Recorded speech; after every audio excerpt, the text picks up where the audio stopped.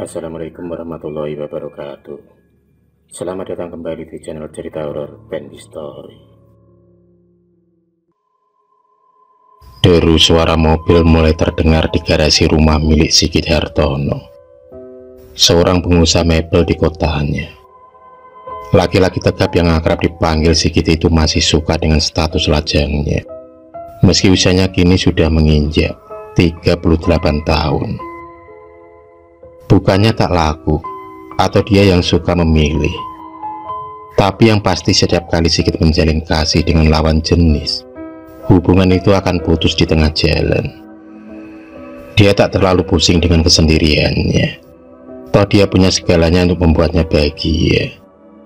Hanya saja desakan demi desakan dari orang tuanya agak sedikit membuatnya risih. Hingga suatu hari secara tak sengaja dia bertemu dengan wanita anggun berhijab merah muda. Wanita itu sangat santun dan akan membuat hati adem setiap kali melihatnya. Sigit yang penasaran akan sosok wanita di balik jilbab merah muda itu mencoba mencari tahu. Yang akhirnya dia ketahui nama wanita tersebut adalah Hana, istri ketiga dari seorang kepala desa.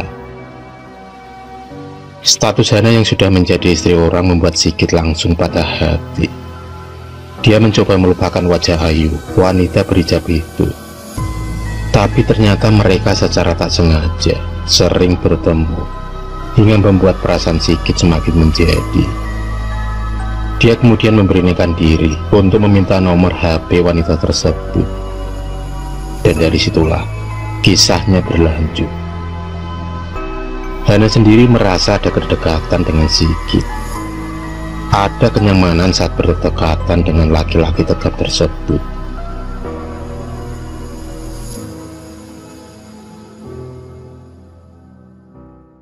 Suatu pagi, secara tak sengaja Sigit bertemu dengan Hana. Tak seperti biasanya, kala itu wajah Hana tampak lebam, lengkap dengan mata yang memerah. Sepertinya ada kesedihan dalam hidup wanita soleha itu. Sigit pun berhasil menenangkan hati Hana. Hana seakan tak lagi malu bercerita masalah rumah tangganya. Dia pun kemudian menceritakan perihal kesengsaraannya dalam menjadi istri ketiga. Hana mengaku sering mengalami kekerasan dan hanya dijadikan budak nafsu oleh suaminya.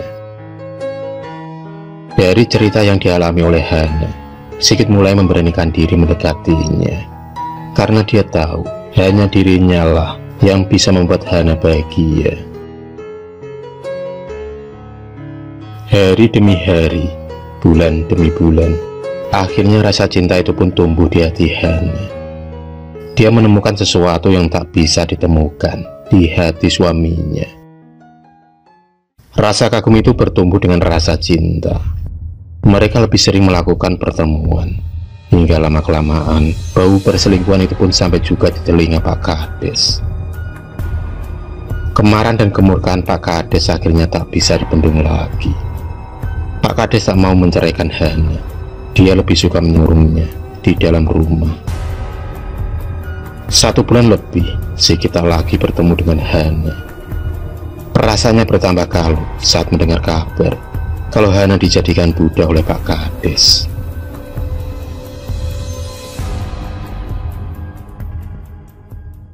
Suatu hari Sigit berniat menyelamatkan Hana dari jeratan Pak Kades, tapi baru saja sampai di depan pintu, langkahnya terhenti lantaran dicegat oleh 2 preman yang menjaga ketat rumah Pak Kades.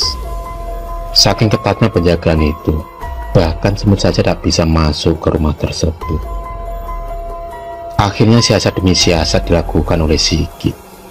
Dia pun berhasil membobol pintu jendela setelah kedua preman itu lengah dalam menjaga.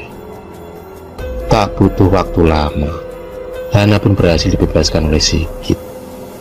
Tubuhnya yang penuh dengan luka itu membuat Sigit tak kuasa menahan air matanya. Karena wanita seharusnya tak diperlakukan seperti itu.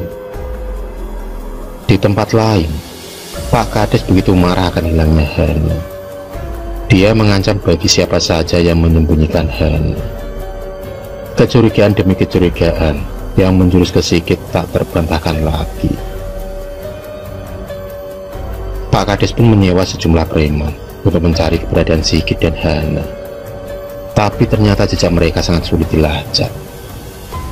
Pak Kades juga telah melaporkan Sigit sebagai orang yang membawa kabur istri orang. Langkah-langkah Pak Kades yang sudah ditempuh ternyata tak membuat Sigit dan Hana jera. Akhirnya Pak Kades mendatangi rumah seorang dukun langganannya. Niatnya untuk mengguna-guna Hana telah bulat.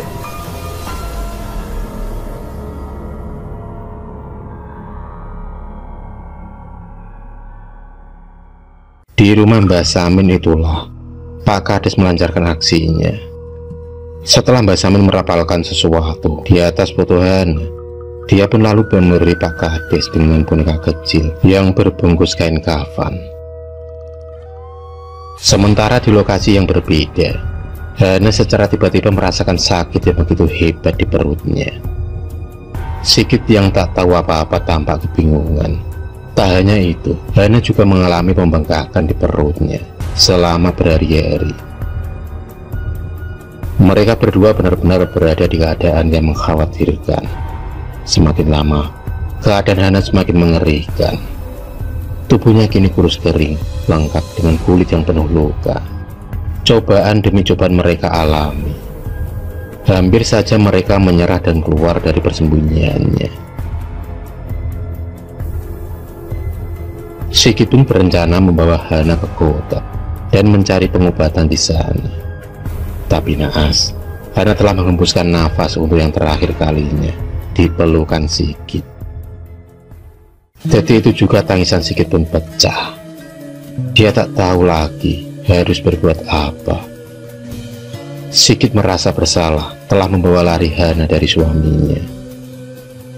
Dia pun termenung membayangkan senyuman manis yang masih menari-nari di pikirannya. Rasa cintanya pada Hana akan dibawa sampai mati. Kesedihan yang begitu mendalam dirasakan oleh Sigit. Tapi tidak untuk Pak Kades. Dia tampak tertawa bahagia di atas meninggalnya Hana. Pak Kades menganggap Hana tak lebih dari seorang wanita penghibur yang haus akan hartanya.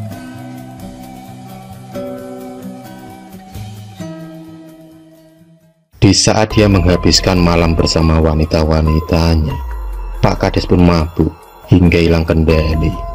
Pikirannya pun melayang kemana-mana. Pak Kades tampak berjalan sempoyongan sambil memegang minuman haram. Kata-kata kasar sering keluar dari mulutnya. Dia terus saja memaki-maki Hana. Ternyata rasa benci itu telah mendarah daging di otak Pak Kades. Dia merasa harga dirinya telah diinjak-injak oleh sikap Hana yang pergi dengan laki-laki lain. Pak Kades kemudian mengendarai mobilnya dengan tak tentu arah, hingga dia pun tak sadar kalau ada sosok pocong yang duduk di sampingnya. Pocong itu pun menoleh ke arah Pak Kades. Kelopak mata yang terlepas dari kepala dan wajahnya yang penuh belatung membuat Pak Kades ketakutan. Dia terus melajukan mobilnya dengan kencang. Tapi ternyata pocong tersebut tak berhenti menakut-nakuti Pak Kades. Kepala pocong itu tiba-tiba terlepas dari badannya, menggelinding hingga ke pangkuan Pak Kades. Mobil pun tak bisa dikendalikan lagi, hingga mobil tersebut menabrak tiang listrik di tepi jalan. Pak Kades kemudian ditemukan tewas dengan luka yang begitu parah di tubuhnya. Sementara itu, Sigit menganggap Hana masih hidup. Sosok wanita berhijab itu sering mendatanginya. Bahkan, arwah Hana juga pernah mengatakan pada Sigit kalau dia seakan selalu ada untuknya. Sigit sendiri berjanji dalam hati akan selalu menjaga cinta sucinya untuk Hana. Sampai di usia Sigit yang menginjak 60 tahun, dia belum merasakan indahnya pernikahan. Dan pada saat meninggal, dia menginginkan dikuburkan dekat dengan makam Hana.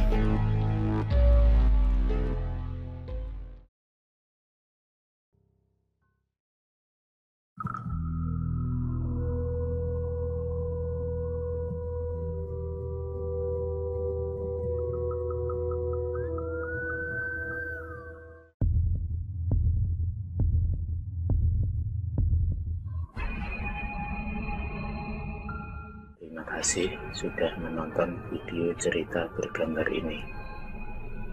Klik subscribe untuk terus mendapatkan video-video cerita bergambar selanjutnya. Semangat berkarya.